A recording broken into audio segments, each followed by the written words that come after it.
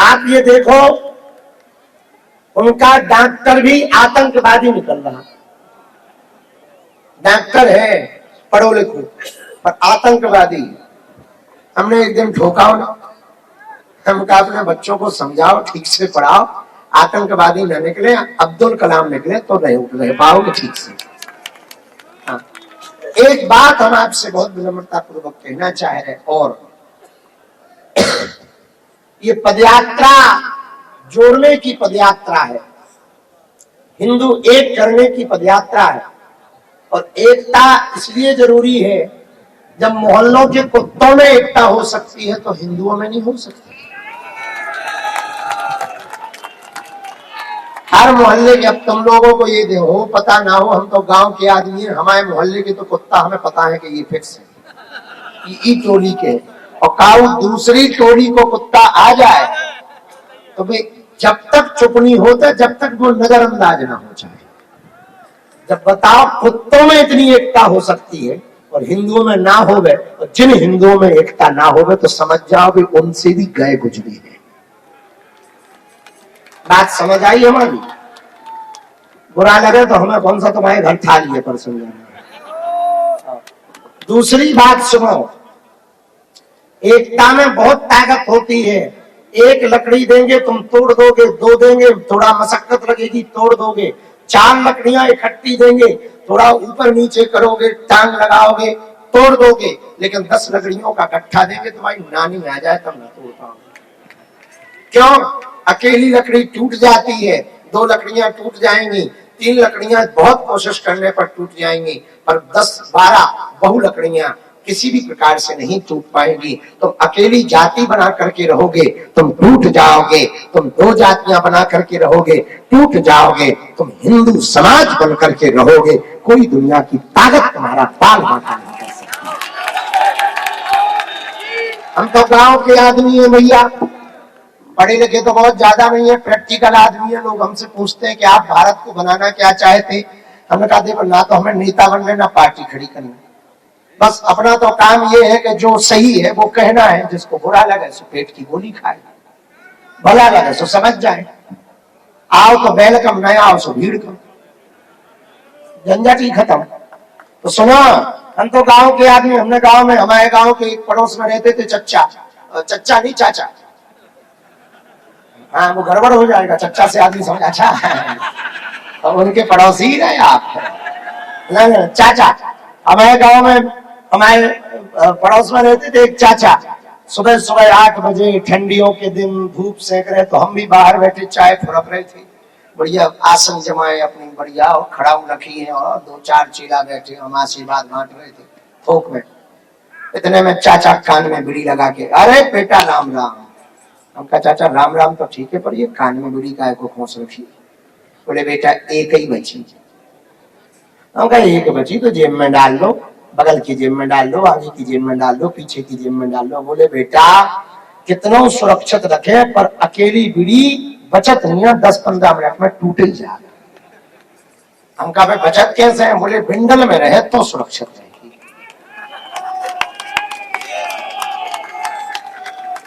बात समझ आई?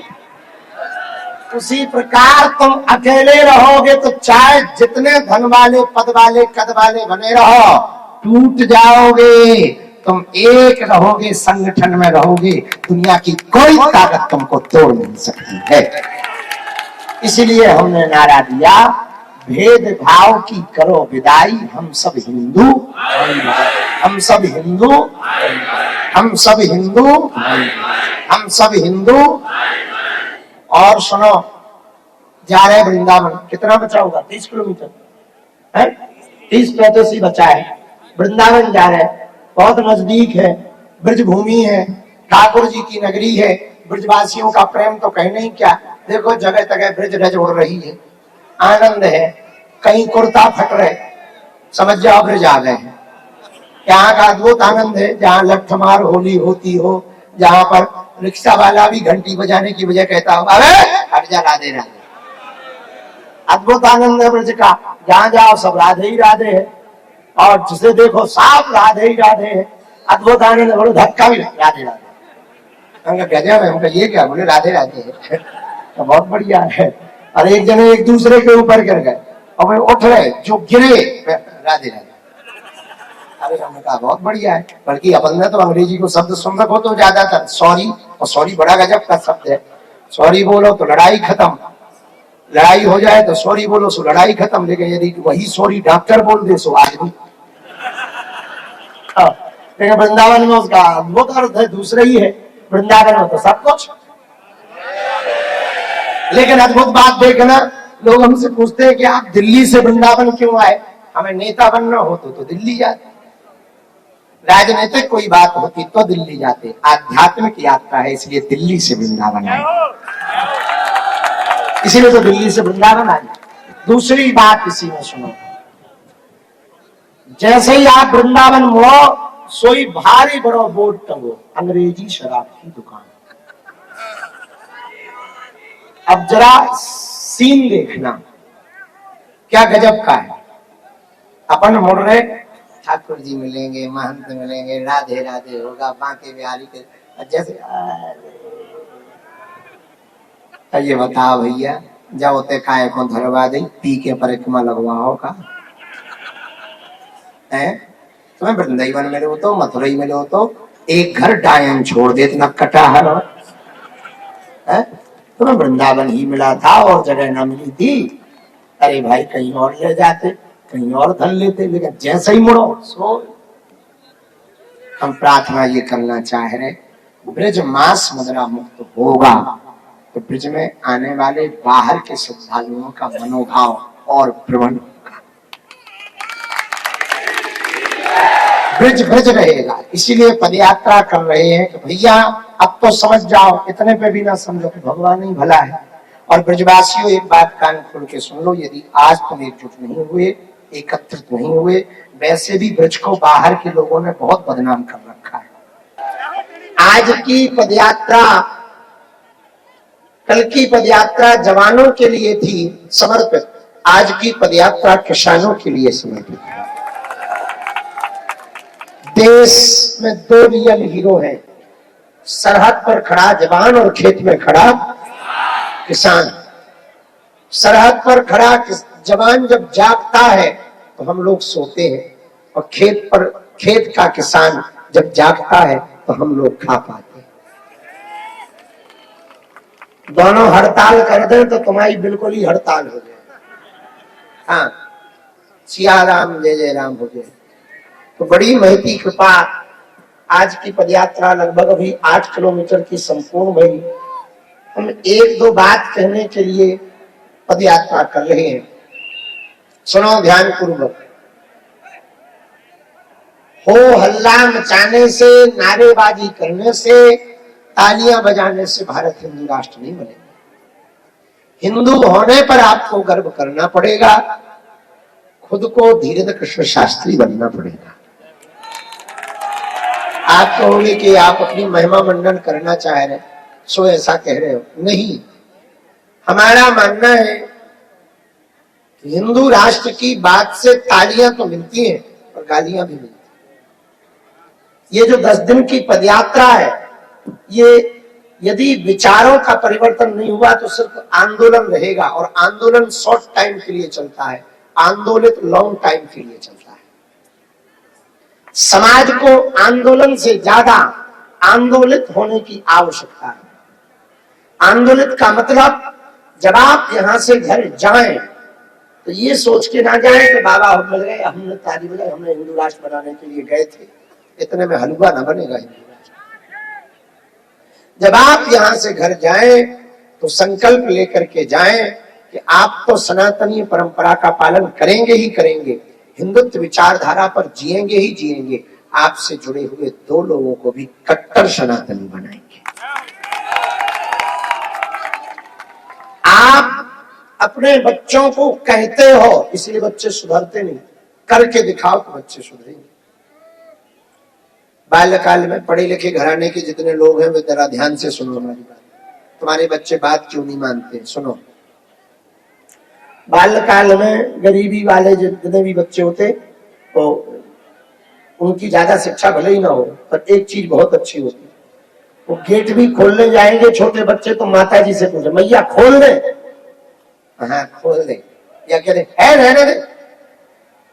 फ्रिज भी खोलेंगे तो पूछ के खोलेंगे, लोटा भी उठाएंगे तो पूछ करके उठाएंगे, नहाने भी जाएंगे तो पूछ करके जाएंगे। वो आदत फिर जवानी और बुढ़ापे तक बनी रहती है कि कोई भी काम करेंगे तो अपने से ज्येष्ठ श्रेष्ठ जनों से पूछ करके करेंगे। लेकिन आज की ये संस्कृति ने, आज की पाश्चात्य संस्कृति ने इतना बिगाड़ दिया कि बाल्यकाल से ही बच्चों को खूब स्वतंत्रता है। सुना तो वे बचपन में पूछा था, जवानी में जब वे लुगाई लिया उस नहीं पूछा था। बहुत सिद्धांतिक बात यह है, हम बाल्यकाल में बच्चों को संस्कार से संपन्न रख देंगे, संस्कृति से संपन्न कर देंगे, वही बालक भारत का भविष्य बनेंगे। मस्जिदों के पास मदरसे हैं, क्रिश्चियनों के चर्च के पास कॉन्वेंट स्कूल है, उसी प्रकार भारत के मठ मंदिरों के पास गुरुकुलम होने चाहिए। चालू कर। बोलो वृंदावन बिहारी लाल की, बागेश्वर धाम की, हनुमान जी महाराज की जय जय श्री राम। बहुत ही हर्ष का विषय है महाराज जी, बड़ा आनंद आ रहा है। और आप लोगों को सत्य बताएं और सभी महापुरुषों के चरणों में पहले तो प्रणाम निवेदन। आप भी मेरी बात से सहमत होंगे, इतिहास अपने आप को दोहराता है। और मुझे आज जो लगा, पूज्य महाराज जी, रंग महल वाले महाराज जी से मैंने चर्चा की सुबह, इतिहास अपने आप को दोहरा रहा है। किसी भी युवा के लिए इतना समर्पण या तो शान हिंद भगत सिंह के लिए था या पूज्य धीरेन्द्र शास्त्री जी के लिए। मैं आज ही आया, श्रृंगेरीपुर में कथा थी तो वहां दर्शन करने के लिए गया, तो एक दुकान पर ठाकुर जी के बराबर में आपकी फोटो उसने लगा रखी थी। तो मैंने मजाक में उससे कह दिया कि भैया ठाकुर जी के बराबर में आपने इनकी फोटो लगा रखी है, आप पागल हो क्या? मैं चाय पीने के लिए उसकी दुकान पर बैठा था तो वो हाथ जोड़ के बोला, बाबा जी हम आपको चाय नहीं पिलाएंगे, जाओ। ये स्थिति है, लोगों का इतना प्रेम है, इतना स्नेह है। तो वास्तव में इतिहास अपने आप को दोहरा रहा है। और कई लोगों को बुरा भी लग रहा है, कई प्रकार के लोग बात करते हैं। तो हम तो महाराज जी एक ही निवेदन करेंगे, एक छोटी सी बात। एक कोई सज्जन व्यक्ति थे, तीर्थ यात्रा के लिए जा रहे थे। अच्छा, ये लोग विरोध क्यों कर रहे हैं सब सनातनी, लेकिन फिर भी विरोध कर रहे हैं। उसका कारण यही है कि एक सज्जन तीर्थ यात्रा के लिए जा रहे थे, तो उनके यहाँ पालतू उनका एक कुत्ता था, तो उसने कहा हमें भी तीर्थ यात्रा करा दो, वैसे तो हम जा नहीं पाएंगे। तो सेठ जी ने कहा चलो, तो लेकर के वो चल दिए। बीच में कहीं रुके जलपान के लिए, और जैसे जलपान के लिए रुके तो कुत्ते ने सोचा कि हम भी कुछ हैं, तो वो थोड़ा सा टहलने के लिए निकल गया। तो अन्य कुत्ते मिल गए तो उन्होंने उसको चीर फाड़ के मतलब कर दिया। अब लौट करके जब वो घर वापस आता है तो उस कुत्ते की पत्नी ने पूछा कि सेठ जी इतने बेकार थे, आपकी ये हालत कर दी, बताओ तीर्थ यात्रा लेकर के गए थे आपको। तो उस कुत्ते ने बड़ा सुंदर जवाब दिया। उस कुत्ते ने कहा कि सेठ जी तो बहुत अच्छे थे, ये मेहरबानी तो अपनी बिरादरी वालों की है। तो जो कुछ सनातन में पैदा ऐसे हो गए हैं, ये सब उन्हीं की मेहरबानी है जो विरोध कर रहे हैं। अन्य धर्म का व्यक्ति मुझे नहीं लगता इतना विरोध करता होगा जितना अपने ही धर्म में कुछ विधर्मी घुस गए हैं जो विरोध करते हैं। तो महाराज जी, ठाकुर जी से प्रार्थना करते हैं ऐसी यात्राएं होती रहें और भारत हिंदू राष्ट्र बनेगा, ये निश्चित बात है। जय जय श्री राधे, जय जय श्री श्याम। बोले बाके बिहारी लाल की। मुझे पता है आप सभी पूज गुरुदेव भगवान के लिए ही बैठे हैं, छतों पर चढ़े हैं, पेड़ों पर चढ़े हैं, बाउंड्रियों पर चढ़े हैं। तो आप सभी के बीच में ज्यादा देरी न करते हुए सभी पूज गुरुदेव भगवान से ही आशीर्वाद लेना चाहते हैं। गुरुदेव भगवान से मैं आग्रह करूंगा, निवेदन करूंगा कि जो छतों पर और पेड़ों पर और बाउंड्रियों पर लोग खड़े हैं और लोग उनसे एक बार बोल दें कि नीचे आ जाएं। बोलो बालाजी सरकार की जय जय श्री राम। बोलो भारत हिंदू राष्ट्र की।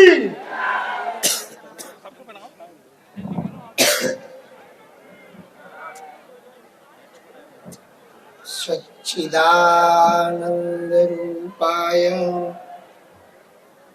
विश्वोत्पत्त्यादि हेतवे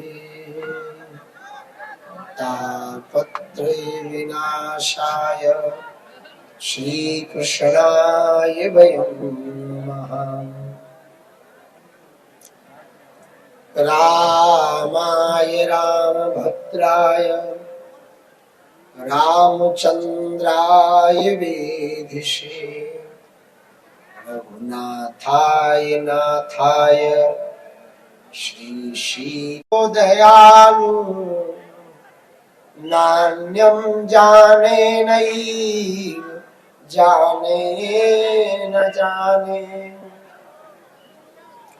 नान्यं जाने नैव जाने न जाने। तुलसी तुलसी सब कहें तुलसी बन की घास कृपा भई रघुनाथ की सो बन गए तुलसीदास।